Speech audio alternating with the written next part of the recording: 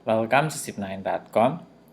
In this video ay tutuloy natin ating series on factoring, no? And sa previous video na pag-aralan natin that pag medyo mahirap na i-factor, kung malaki na yung number dito at marami siyang factors, and also on the third term, ang gagawin natin is gamit tayo ng factoring by grouping. And from the previous video, ang sabi natin, if we separate the terms here, for example, 9x squared plus negative something, no? Plus negative something minus 20. Ang terms dito which will add up to 24x minus 24x. This is strictly speaking plus negative 24x. So, hahanapin natin yung dalawang terms dito para makapag-group tayo, no? And the product of the two terms here must also be the product of the two terms here. So, hanapin natin yung, actually pwede natin tignan na lang yung number. Yung 9 times negative 20, which is equal to negative 180. So, basically, we are looking for two numbers whose sum is negative 24 and whose product is negative 180. No? So, since negative 24 ang sum, mas malaki yung negative kaysa sa positive. No? For example, ano ba yung mga factors ng 180 na mas malaki yung negative tsaka, yung absolute value ng negative dun sa positive. For example, negative 60 times 3, di ba? So, kailangan hanapin natin yung 24. What else? Negative 90 times 2. Hindi pa rin siya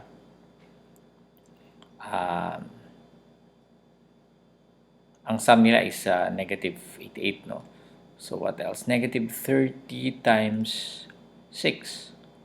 Mukhang ito negative 24 siya. Negative 30 plus 6 is 24, no? So, pwede nating sabihin 6x at saka minus 30x. No? So, not necessarily negative ito. No? Pwede nating gawing 6x, no? Minus 30x. So, not necessarily parehong negative ito. Dapat mag-add up lang sila sa negative 24. So, I guess we found the terms. And then, using this, we can group, no? Pwede nating i-group ng 9x squared plus 6x, no? I-group natin to. Then, plus negative 30x minus 20, no? Tama? Or, pwede na natin siyang idiretso na minus 30x minus 20. But anyway, pwede naman yan. And then here, pwede natin i-factor out yung 3x. Ang matitira dito is 3x plus 2, di ba? 2. Kasi 3x times 3x is 9x squared, tapos 2 times 3x equals 6x. And then here, plus negative 10. Negative 10 ang common. And then we also have 3x plus 2. So, negative 10 times 3x is negative 30x. And then, minus 10 times 2 is magiging minus 20 ito. So, we have a common. Pwede na natin ilabas yung 3x plus 2. Yung strategy dun sa factoring by grouping natin. Kung maalala ninyo, no? Panoorin yung, by the way, yung factoring by grouping kasi ito yon yung strategy dito, factoring by grouping.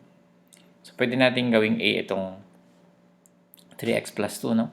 Or any letter, for example, letter P, no? P, no? So, we have 3x times P plus negative 10 times P, no? So, pwede kong ilabas to, yung P. So, mangyayari, magiging, this is still multiplication, 10, lapit natin na konti. And remember, yung P natin is 3x plus 2, di ba? So, pwede kong i-factor out yung P. I can use P times quantity 3x plus negative 10 or minus 10. Diba? So 3x minus 10, but my P is also 3x plus 2. So this is equal to 3x plus 2 times 3x minus 10. So ito na yon, yung factor nitong 9x squared minus 24x minus 20. So pwede mong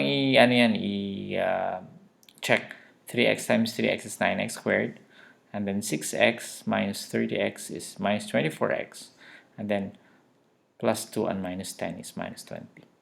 Okay, so I think yan yung pinaka-strategy in factoring trinomials na medyo mahirap na siya i-factor kasi masyado ng madaming possibilities. Now, of course, you can use trial and error. Ano ba ang factor nito? 3x tsaka 3x. Tapos x tsaka 9x. Tapos 2 combinations yan. Tapos yung 20, ano ang 20? 1 at saka 4, 2 tsaka 10, what else? 4 at saka 5. And then, pwede pang baliktarin yan. So, 3 times 2 mga... anyway, maraming combinations kung magta-trial and error kayo. Kaya I think this is the better way. And of course, para nyo ma-master yan, kailangan nyo mag-practice. So, gusto ko yung imbitahan, no? I hope meron kayo natutunan sa video na to. Gusto ko yung imbitahan sa ating website, zip9.com. Nandiyan yung list ng mga videos natin. And of course, if you want to subscribe, you can subscribe to our channel by clicking the subscribe button below the video. Maraming salamat and see you in the next tutorial.